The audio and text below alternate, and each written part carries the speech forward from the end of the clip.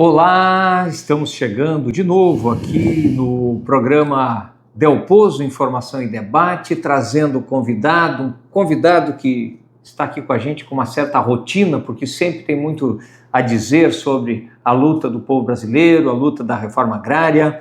Wilson Santin, seja bem-vindo ao programa Delposo Informação e Debate. Queria que você convidasse os nossos telespectadores, quem está nos acompanhando, para curtir o canal, comentar essa nossa transmissão para que ela possa ir mais longe e também se inscrever no canal para a gente alcançar cada vez mais gente. E você nos ajuda nisso, Santinho, quando está aqui presente, o pessoal gosta muito. Muito obrigado, Gilberto, pela consideração, pelo respeito. Então, uma saudação a você. Mais uma vez, vamos bater um papo aqui, né, Gilberto? Vamos conversar sobre a conjuntura, sobre as jornadas de luta, sobre as nossas batalhas, desafios. Temos como MST, como classe trabalhadora, nesse momento político desafiador, complexo, conjuntura melindrosa, desafiadora, preocupante. Então, nós estamos aqui para fazer esse diálogo, essa nossa prosa. Eu te agradeço imensamente, é uma honra estar aqui.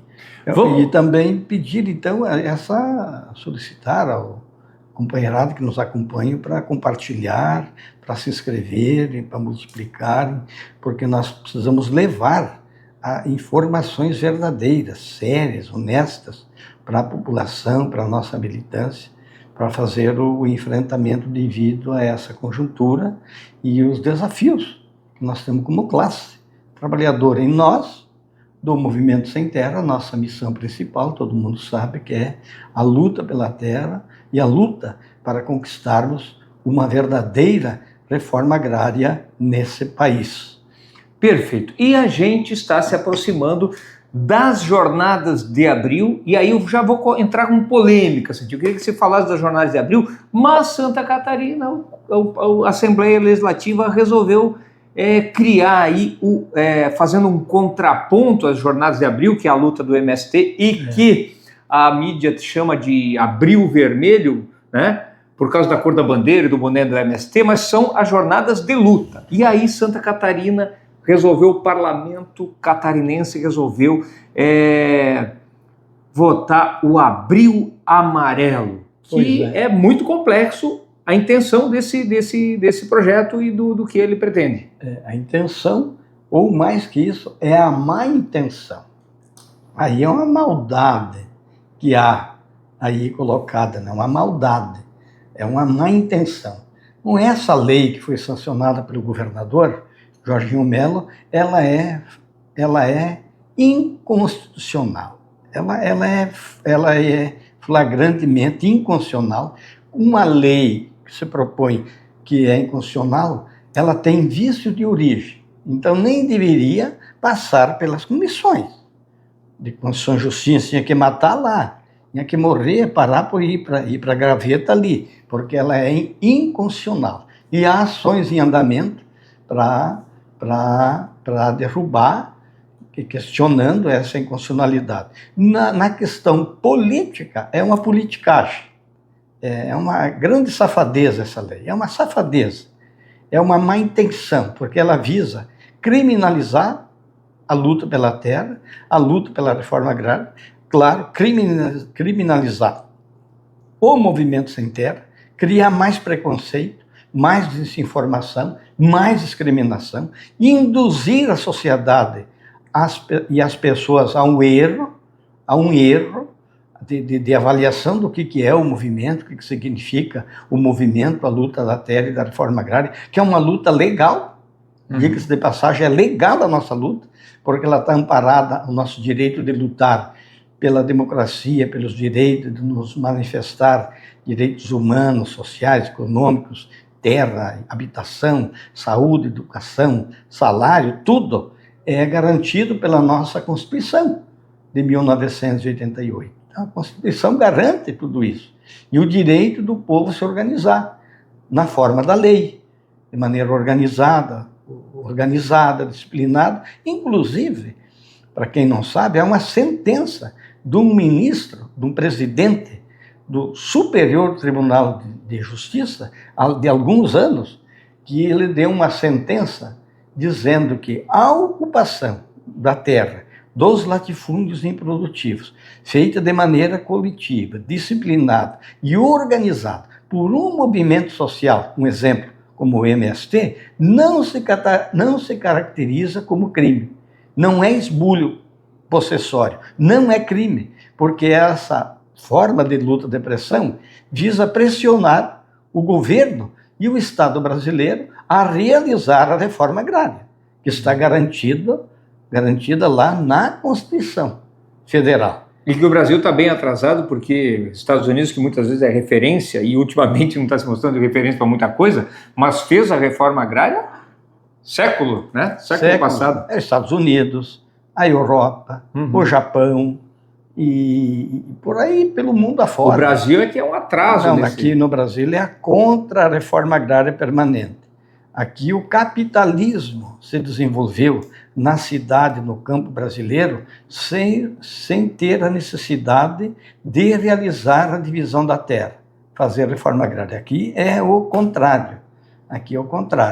E vem desde 1500. Eles falam agora nessa famigerada lei aí do Amir Amarelo, que é para garantir a defesa da propriedade privada. Nós também defendemos a propriedade privada. E como disse nosso saudoso Brizola, o velho Brizola, ele disse, quando perguntaram, mas você é comunista, você é contra a propriedade privada, porque defende a reforma agrária. E o Brizola disse, não, eu sou a favor da propriedade privada, mas que seja para todo mundo, não só para uma meia dúzia e os outros ficar sem um palmo de terra para plantar e não ter o que comer e como viver e sobreviver. Há uma diferença muito grande.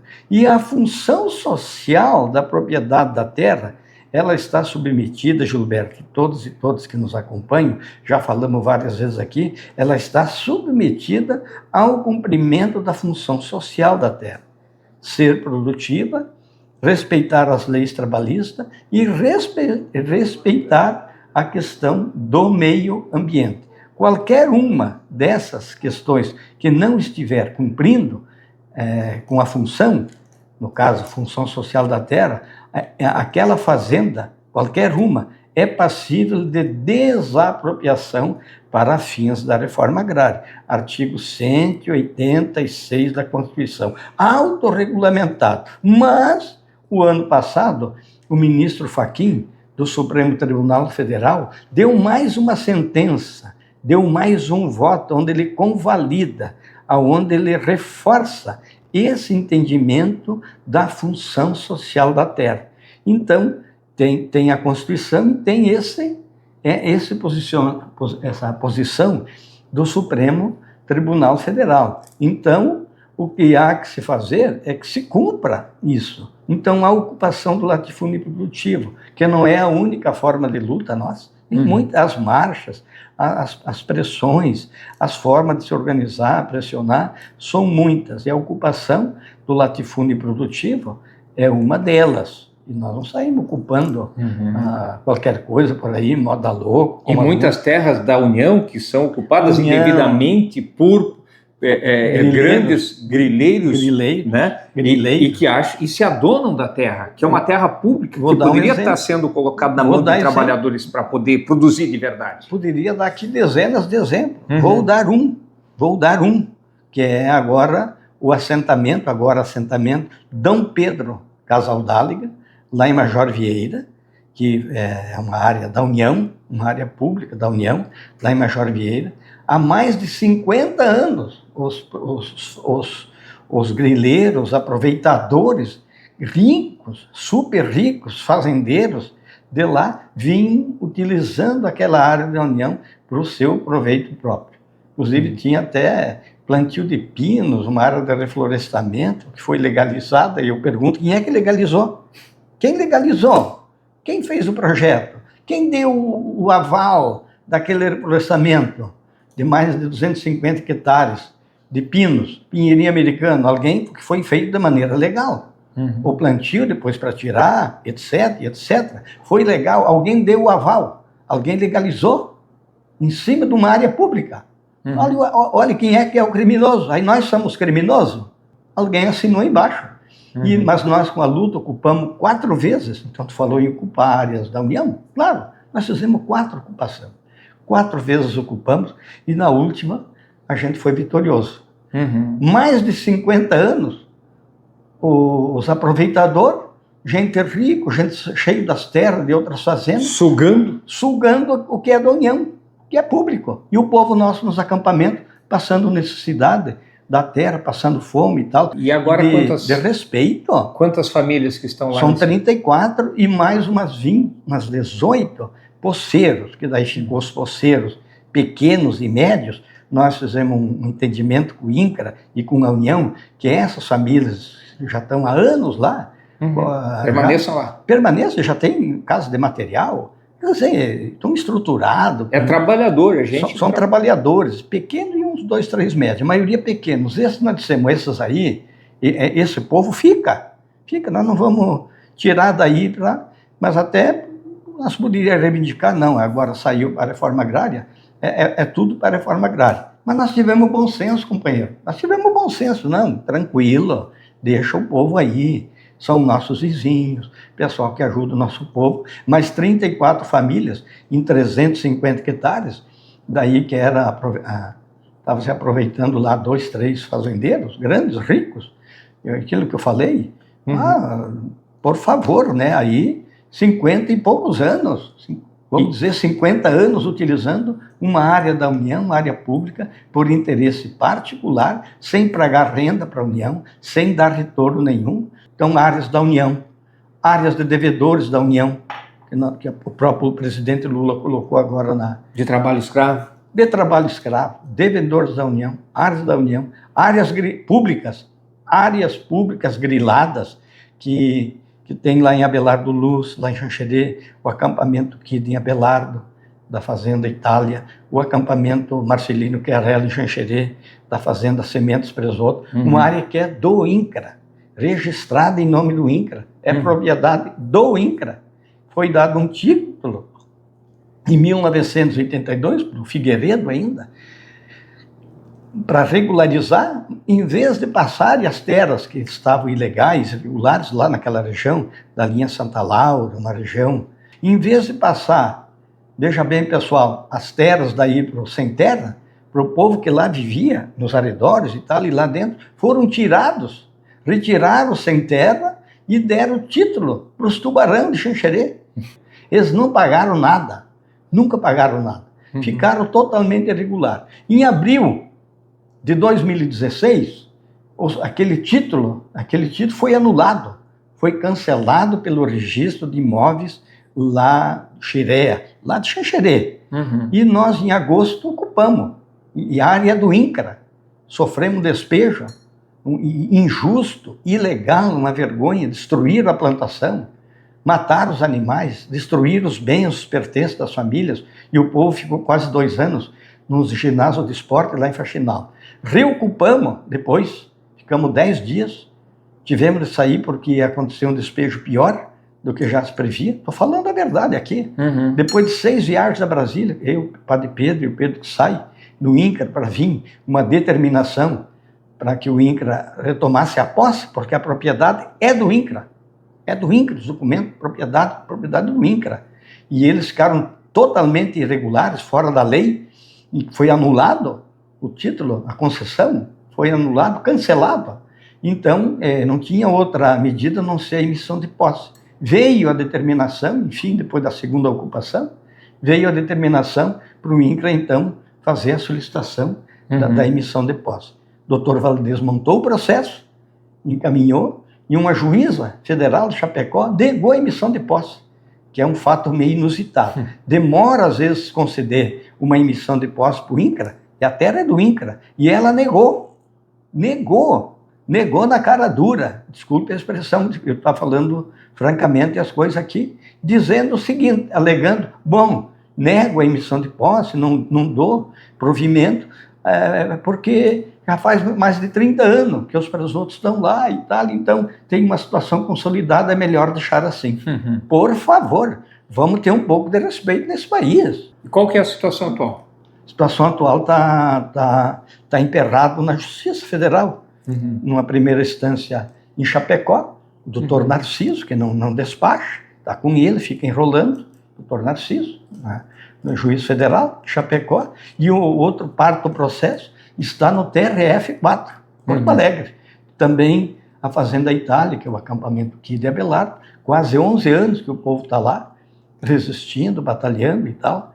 Esse processo está para julgamento com os recursos do INCRA, tudo montado, né? Lá no Tribunal Regional 4, lá em Porto Alegre. Esses são alguns exemplos, né, Santino, de quanto a justiça para trazer, para julgar e para dar direito aos trabalhadores, ela é morosa e quanto ela é rágil, às vezes, para beneficiar os poderosos desse país. São coisas que a gente precisa, com o avanço da democracia, superar para que a gente possa avançar. Não há dúvida. Mas tem mais uma. Tem agora da Fazenda Volta Grande, município de Zortea. É uma adjudicação, é uma área que está sendo arrecadada por dívidas com a União. E nós ocupamos várias vezes a Fazenda Volta Grande, lá em Zortea, e ela foi adjudicada, foi arrecadada legalmente para virar assentamento. Então é uma situação vergonhosa. Agora, a administração anterior do INCRA, no tempo do Bolsonaro, aí, o superintendente, à época, não é mais, felizmente, né, mandou até um documento para o juiz de Capinzal, que o juiz pedia um novo georreferenciamento para consolidar a adjudicação, que quer dizer arrecadar para pagamento da dívida, né? É um instrumento legal, que inclusive está sendo muito apoiado pelo presidente Lula nessa fase da reforma agrária, de obter terras para assentar as famílias. Desconta da dívida e passa a terra para a reforma agrária. É barato, quer dizer, é uma coisa boa, que nós sempre apoiamos. Então, em vez dele fazer o novo georreferenciamento, diga-se passagem, era o Bolsonaro. O Temer. Era o Temer. Era o Temer. 17, 16. Ficou um meio termo ali, era o Temer. Aí, não fizeram o novo georreferenciamento, mas eu quero dizer o seguinte, ele mandou um documento, um ofício, para o juiz de Capinzal, dizendo que o INCRA não tinha interesse na propriedade. Não tinha interesse. Estava doando para... Está no processo. Então, uma vergonha, um descalabro. Aí mudou, nós elegemos Lula ganha as eleições, retoma o processo, nova direção do INCRA, Dirceu Dresch, superintendente, montou equipe, retomou. E a teimosia do Dr. Valdez, e a minha teimosia, em particular nessa batalha, retomou, aí foi para decreto. Foi criada a portaria para criar um assentamento que vai se chamar Leonel de Moura Brizola. Nós vamos dar uma homenagem ao Brizola, lá são 812 hectares na Fazenda Volta Grande. Aí estava a emissão, já tinha saído a emissão de posse, tinha sido concedida a emissão de posse. Aí os Wagner, lá que são os arrendatários, eles nem são os proprietários, entraram na justiça, primeiro para tentar derrubar o decreto, todo o decreto das áreas do Terra da Gente, né, que é o programa da reforma agrária do Lula, e para derrubar esse decreto todo das Ortega. Foram derrotados esses dias, mas um juiz federal recebeu o reclamatório, mandou para o TRF4, e um juiz do TRF4, um desembargador lá, suspendeu a emissão de posse do INCRA. Suspendeu até que o colegiado, todos eles votem. Então, abril agora é para ter o voto do colegiado, de 3. Tudo indica que o INCRA vai ganhar. O que aconteceu? Com essa jogada jurídica ali, ganharam o direito de plantar mais um ano. Então agora eles já estão, né, prestes a colher o soja, colher o milho. Então ganharam mais um ano, quando já, na verdade, quem poderia, Gilberto, e os que nos acompanham, quem poderia lá estar já colhendo a primeira safra para comer, pelo menos, para se alimentar, tratar os animais e tal, que o primeiro ano a gente sabe que não é fácil, seria as famílias assentadas, que já estão cadastradas no INCRA, selecionadas e tal. Então coisas óbvias assim, que já era para ser assentamento há muito tempo, ainda era para ser anunciado agora o Lula anunciou, dia 7 de março, lá no Campo do Meio, em Minas, naquela área emblemática, que é onde destruíram a escola, onde já tem o café, tudo. 27 anos, companheirada, 27 anos de luta, o povo resistindo, agora o presidente Lula entregou. Deu o decreto agora, esses dias, dia 7 de março. Um ato maravilhoso, Lula se manifestou, falou muito bem, se comprometeu, não foi só aquele decreto, são um monte de decretos que ele anunciou. Qual a avaliação do MST sobre esse ato? Boa. E sobre esses decretos e o que aponta isso em relação à reforma agrária? Avaliação boa, avaliação positiva, porque entregou uma área emblemática, reivindicada há 27 anos pelo movimento, pelas famílias. E o povo já passou de tudo lá, destruíram a escola, fizeram barbaridades esses tempos atrás, há pouco tempo. O pessoal reconstruiu tudo de novo, vencemos. Então, positivo é esse ato, e positivo mais ainda pela maneira como Lula falou, pelo posicionamento no discurso dele, que foi muito direto, firme, forte e comprometido. E anunciou bastante não, porque ainda é pouco, mas anunciou vários decretos, e eu acredito que isso daí vai dar um avanço daqui para frente. Acho que as coisas vão deslanchar mais, mas sabemos que as coisas no Brasil, sem pressão, não cozinha o feijão. Sem pressão, não cozinha o feijão. Então, nesse sentido, as jornadas de luta de abril, Santinho, o que é que está desenhado para o próximo mês? Grandes jornadas de luta. Em abril nós vamos nos mobilizar. Em relação ao governo Lula, nós andamos, como alguns dizem, no fio da navalha. Eu digo a coisa melindrosa. Nós temos que fazer sempre dois movimentos combinados. Primeiro, defender o Lula. Defender o governo Lula, porque nós que elegemos, nós que defendemos Lula na vigília o tempo todo e tal, e nós defendemos o Lula e não temos vergonha de defender. Então, essa é a primeira. A segunda, o Lula tem que ser pressionado, o governo Lula tem que ser pressionado. Então, nós temos que fazer pressão. Movimento social tem de fazer pressão. Movimento social não pode ser pelego, não pode se conformar, não pode ser puxa-saco. O movimento social tem que ser livre, independente, autônomo e responsável, para não dar tiro no pé, não ficar dando tiro no pé. Então, nós temos 41 anos de vida, de trajetória, de lutas e conquistas, de respeito, conquistados no Brasil e no mundo, mas nós temos que pressionar, sempre nós pressionamos, porque quem não se mexe, quem não é visto não é lembrado, aquele ditado, quem não é visto não é lembrado. O problema está aí, se não mostrar, se nós não apresentar as demandas para o governo, para o Estado brasileiro, de maneira clara, firme, através da luta, o tempo passa e de repente, de novo, nós vamos ficar para trás, chupando o dedo, ou sei lá. Né? Mas então, a jornada de abril está pautada, e é jornada de abril. Essa coisa de abril vermelho, escutem, senhor governador e senhores deputados aqui que votaram, não é abril vermelho. Abril vermelho, quem cunhou essa frase, essa consigna aí, foi a mídia burguesa, foi a grande mídia. Foi no bojo do tempo do massacre do Eldorado dos Carajás. Que, aliás, foi quando surgiram as jornadas de luta, né? A partir dessa data, né? Das lutas de abril. Exatamente. Jornadas de abril, porque 17 de abril de 96, massacre do Eldorado dos Carajás, impune até hoje, 21 assassinados, centenas de desaparecidos, dezenas de mutilados, foi 17 de abril de 96. Dia Internacional da Luta pela Terra, considerado, na Via Campesina Mundial, Dia Internacional de Luta pela Terra, e Dia Nacional de Luta pela Reforma Agrária. Gravem isso, senhores deputados, senhor governador, e vocês aí da extrema-direita, às vezes, né, que falam mal do movimento sem saber o que estão falando.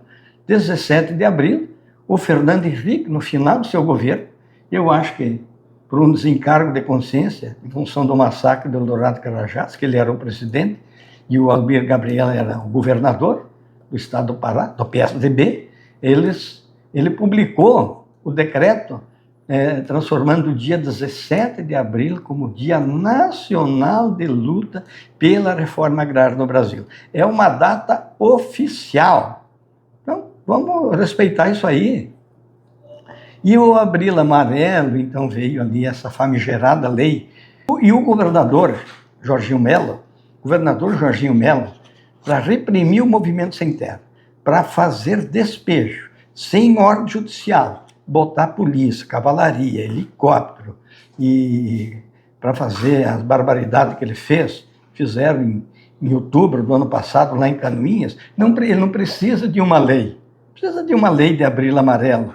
Ele já tem o Estado, tem a estrutura do Estado, o jurídico, o Estado, a polícia, mas isso aí é uma propaganda política, isso aí é uma maneira deles prestar conta para a galera deles, é jogar para a torcida, que os deputados da direita, do PL, da extrema-direita, jogar para a torcida, fazer uma espécie de prestação de conta. Olha, senhores proprietários, nós estamos defendendo a propriedade privada, nós é que vamos enfrentar o movimento sem terra.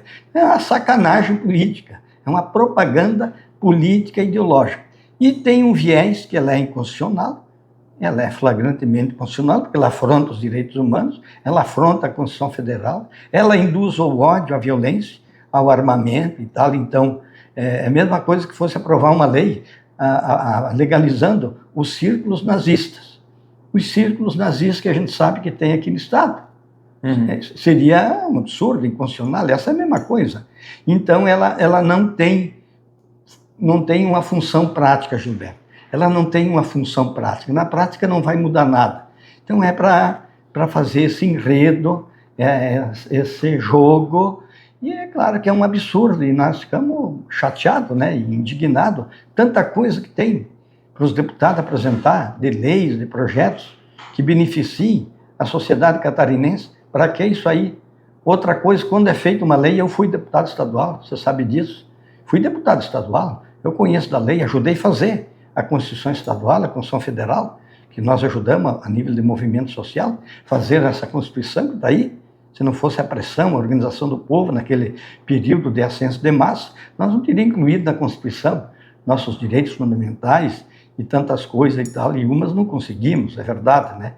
Mas aí, então, ela é uma lei. Uma lei, ela tem que ter o propósito de está de acordo com a Constituição Federal e a Constituição Estadual e está de acordo de sempre defender os interesses de toda a sociedade. Quando é uma lei que cria uma situação discricionária, né, que encaminha para o ódio, para a intolerância e para a violência, e desvirtua o verdadeiro sentido do parlamento e das leis, ela tem vício de origem. Então, ela é inconstitucional, então não devia nem ter sido levada a plenário. E do ponto de vista prático não vai mudar nada, porque nós do Movimento Sem Terra sabemos o que a gente tem de fazer, sabemos o que dá de fazer e o que não dá de fazer. Então aqui a gente já sabe de antemão, ocupar, sair fazendo ocupação, assim, agora não dá. Nós temos a leitura da conjuntura e da correlação de força. Mas nós temos outras formas, companheiros e companheiras, de organizar o povo. Abre acampamento em outro lugar, acampa, organiza, cadastra, faz formação, prepara o povo, cadastra. Aí quando vai saindo as áreas, a desapropriação, as áreas que vão saindo, nós vamos levando o povo para ser assentado. Porque o fundamento da luta é conquistar o assentamento, meu irmão. É conquistar o assentamento, é conquistar a terra. E a partir da conquista da terra, organizar a produção, organizar a educação, organizar a cultura, a saúde, a educação, a infraestrutura, qualidade de vida, condição de vida, organizar nossas cooperativas, nossas escolas. Produção de alimento de verdade. Produção, que é a missão da reforma agrária. Aliás, essa missão da reforma agrária, Santinho, que eu acho que é importante você abordar. Eu vou me emocionando aqui.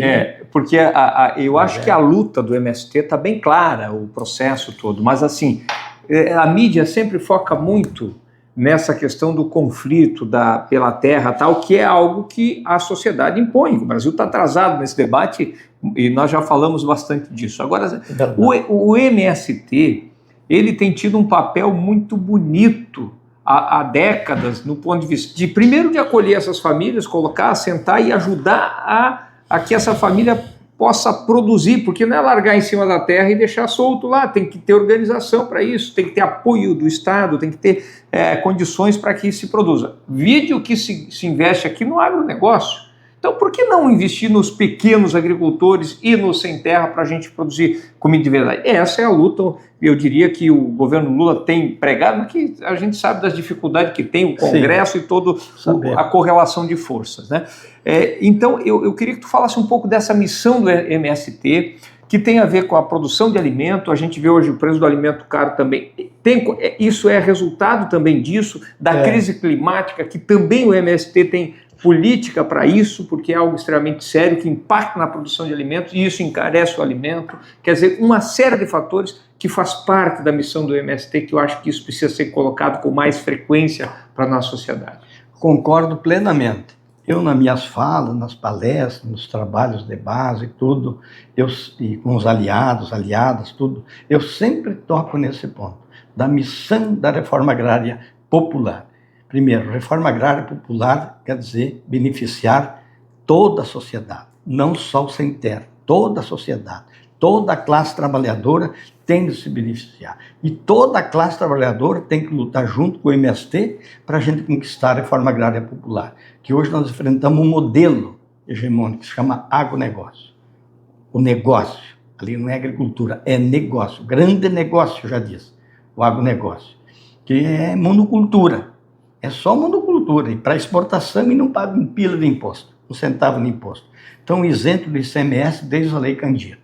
Naquele tempo era o Fernando Henrique Candir, se não me fala, era um deputado federal do PSDB de São Paulo. As exportações estavam com problema, tiveram de fazer uma lei para isentar o ICMS naquele momento. Depois virou, até hoje, 17% de ICMS que não é cobrado. Os outros países tudo cobram ICMS, o imposto de exportação. Aqui está isento, então é 17% de lucro líquido a mais que vai para o bolso deles. Digo nisso, ao vezes ficar só reclamando que tem muito imposto.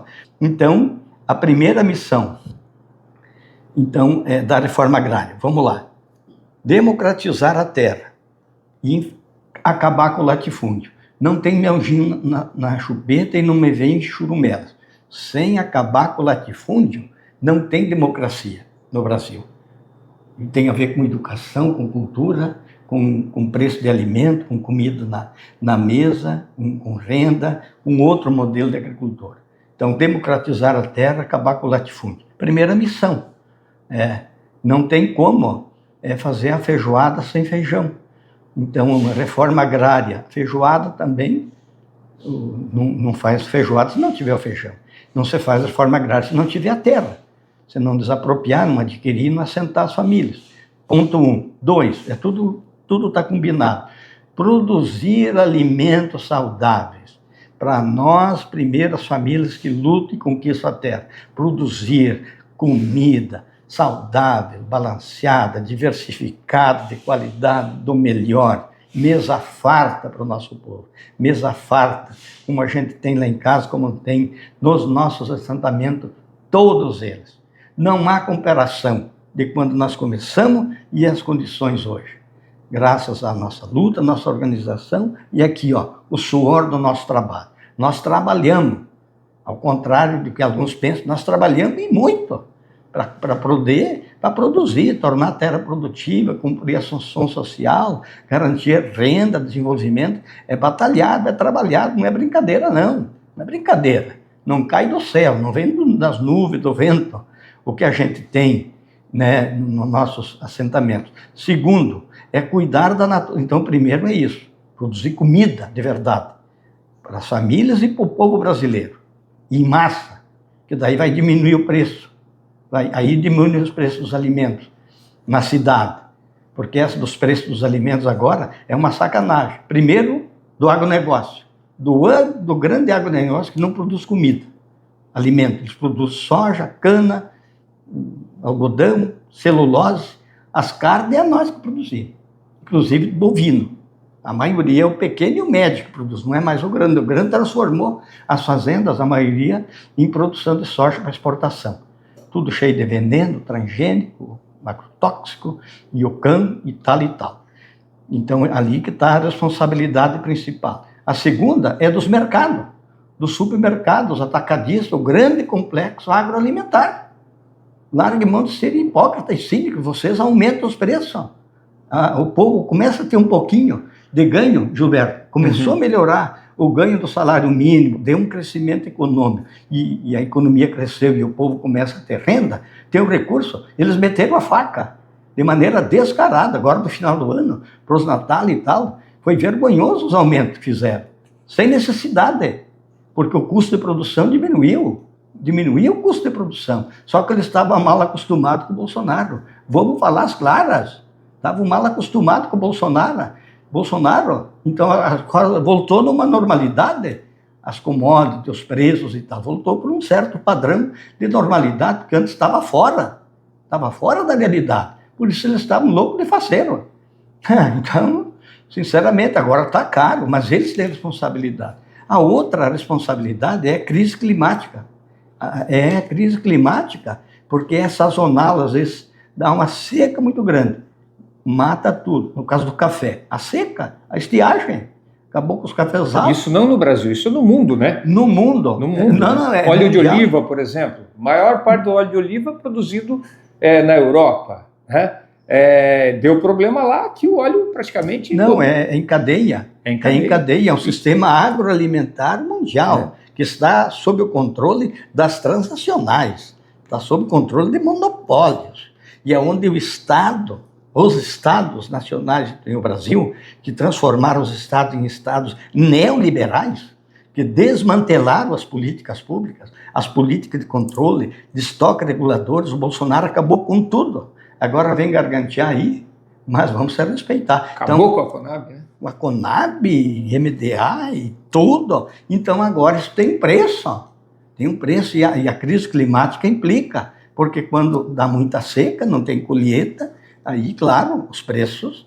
Tá? Muita seca ou muita chuva, né? Chuva, então, isso aí tem a ver. E a outra é que faltou nos últimos anos, vamos se respeitar, nos últimos anos, não teve investimento, não teve nada para nós, pequeno agricultor, pequenos agricultores, economia familiar, a forma agrária, não tivemos nada, só levamos, só desgraça, só para os ricos, só para eles, 100%. Então desmantelou o setor, as políticas públicas. Agora o presidente Lula, o governo Lula, está restabelecendo, está recolocando, então tem um tempo também que nós temos que dar esse prazo, já demos, agora não, agora tem que mostrar resultado, porque já está para mais da metade do governo. Então essa dos preços e tal, há muita coisa aí, Gilberto, isso que nos acompanham todos e todas, que não está sendo revelado de quem são as responsabilidades. E o governo nosso também,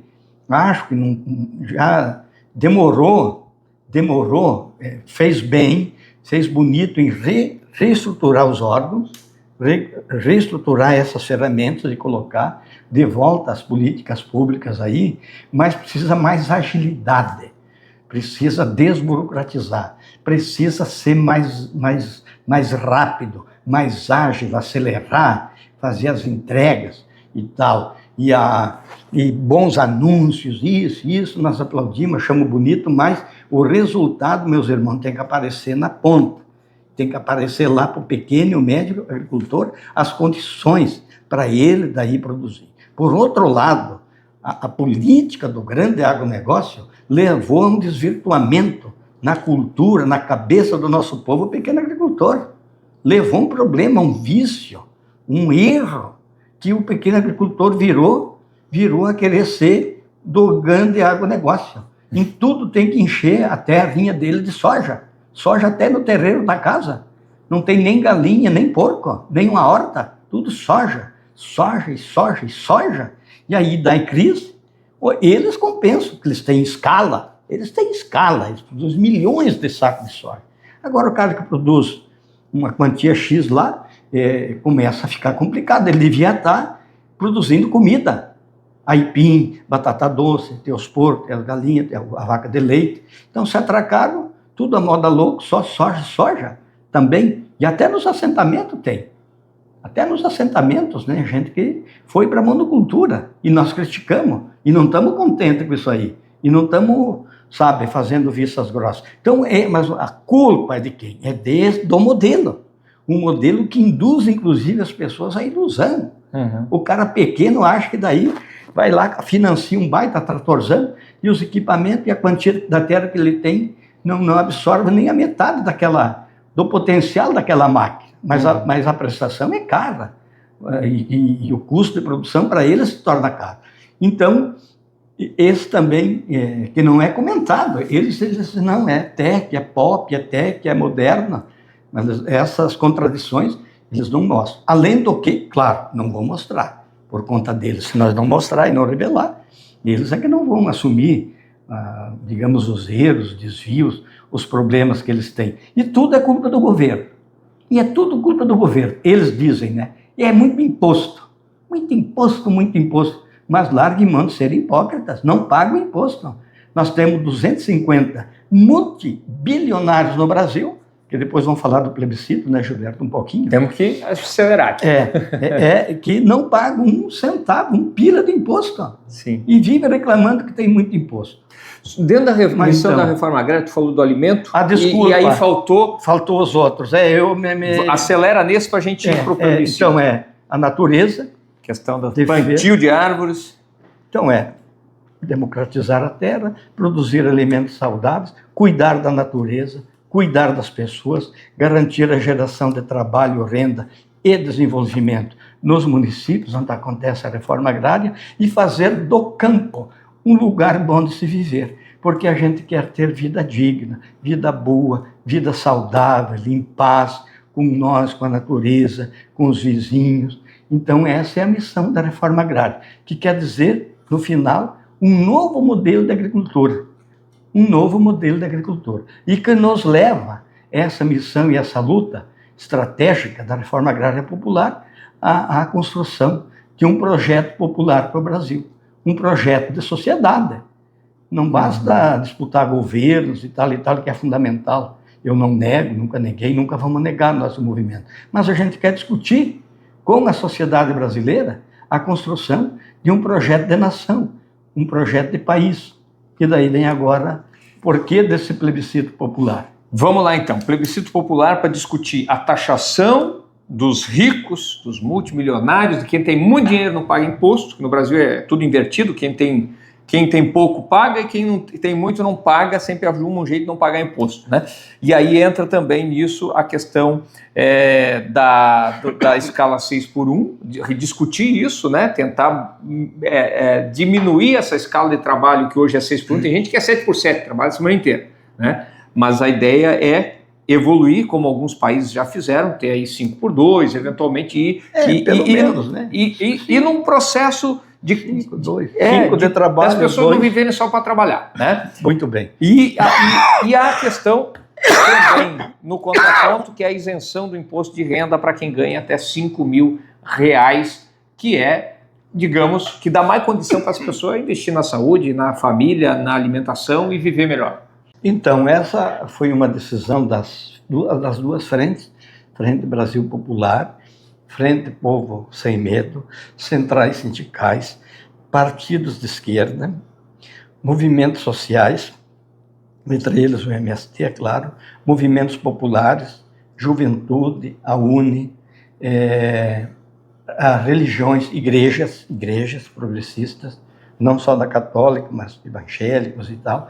Então, um conjunto de forças políticas, de organizações da classe trabalhadora, da luta do povo brasileiro, foi decidido de fazermos esse ano um plebiscito popular. Primeiro, a escala 6x1, redução à luta, redução da jornada de trabalho sem redução do salário. Digamos que fica 5x2, trabalha 5 dias, 2 dias de folga, porque hoje a classe trabalhadora está quase como no tempo da escravidão, E além de ter que trabalhar no emprego, depois um bico, fim de semana, não tem tempo para nada, não tem tempo para a família, não tem vida, e ganha pouco.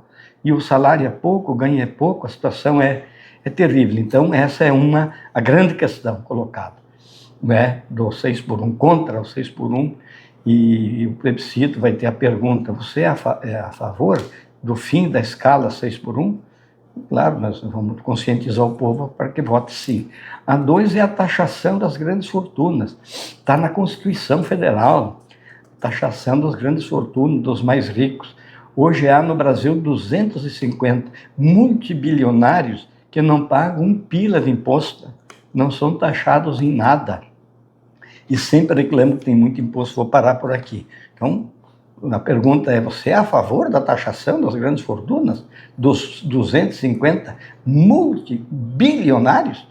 E é óbvio que o povo inteligente vai dizer sim, somos a favor. E a terceira é responsabilizar quem são os responsáveis hoje pela crise climática, pela destruição da natureza. É o grande agronegócio e o capital, e o grande capital financeiro, transnacional. Você é a favor que esses são os responsáveis principais pela destruição da natureza, crise ambiental e crise climática? E o povo inteligente vai dizer sim, porque nós vamos fazer um grande trabalho de base. Essa é a intencionalidade principal, fazer um trabalho de base, um trabalho de conscientização, mexer com o povo, mexer com a sociedade, ir nas periferias, ir nas bases, os sindicatos, movimentos, as igrejas, todo mundo fazer um mutirão de trabalho de base, de conscientização. Qual é o nosso papel na sociedade? Porque essa paralisia, esse marasmo, essa situação meio tudo parado aí, não está com nada. E 2026 chega aí, e nós sabemos o que significa 2026 para a classe trabalhadora e para o povo brasileiro, né, pessoal? Então, nós estamos organizando, a nível já nacional tem uma coordenação nacional, né, do plebiscito popular. Nós vamos agora, ainda no mês de março, criar aqui, Gilberto, e todos e todas que nos acompanham nos movimentos aí já ficam sabendo. Então nós vamos criar uma coordenação estadual, coordenações regionais, coordenações locais, vai ter o material, as perguntas, vai ter a cartilha, vai ter vídeo, vai ter vários materiais didáticos na linha da educação popular do Paulo Freire, para nós chegar no povo, falar com o povo. É uma ferramenta, é uma tentativa, é um instrumento, ele é popular, não é oficial, mas ele é popular. Daí vai ser levado lá para o Congresso em setembro, outubro, entregar no Congresso. A deputada Érica Federal já entrou lá, né, com o projeto e tal. Então eu peço já encarecidamente, faço aqui a motivação inicial, e nós vamos arregaçar as mangas para fazer esse grande trabalho político, trabalho popular, trabalho de base. E coletar milhões de votos é fundamental também. Mas mais do que os milhões de votos, é o trabalho de base. Volto a repetir, aquilo que o Frei Beto tem dito: ou a esquerda se reconecta, vem para o trabalho de base, retoma as coisas da organização de base, de luta do povo, a partir da realidade, da necessidade do povo, ou pode nos custar caro o resultado das eleições 2026. A conjuntura é complexa, melindrosa, nós não somos de se assustar, mas essa parte, Gilberto, e todas que nos acompanham, temos essa missão, além de tantas lutas de cada sindicato, de cada movimento, de cada central, tem a sua agenda, as lutas, né? Mas aí essa é uma unidade, é uma luta unitária de todos, que vamos estar nos empenhando. Eu, de minha parte, lutar pelo movimento sem terra, né, que eu já estou com essa legitimação por parte do movimento de atuar e ajudar em mais processos. A gente vai estar procurando a companheirada para criar as coordenações, as comissões e fazer isso deslanchar. A gente quer em abril nós queremos fazer um lançamento né, da luta do plebiscito popular aqui em Santa Catarina, também para daí deslanchar para as bases. Seria isso, Gilberto, eu acho que eu falei bastante. É isso.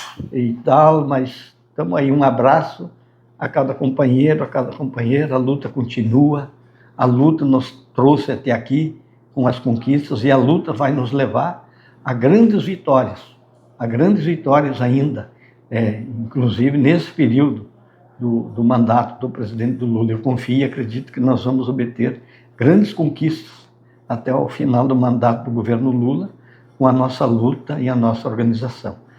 Muito obrigado. Wilson Santin, líder do MST em Santa Catarina, no Brasil, ex-deputado estadual, uma liderança do movimento popular respeitadíssima e querida aqui no estado de Santa Catarina, e não só aqui. Agradecer a presença dele aqui no programa Informação e Debate, Delpozo Informação e Debate. Se você não está inscrito no canal, se inscreva no canal, curta, comente, compartilhe essa nossa conversa com o Santin, para que a gente possa alcançar mais gente. Um abraço, muito obrigado, Santin, e a gente segue junto aí nas fileiras da luta para a gente conquistar coisas boas para o povo brasileiro. Valeu!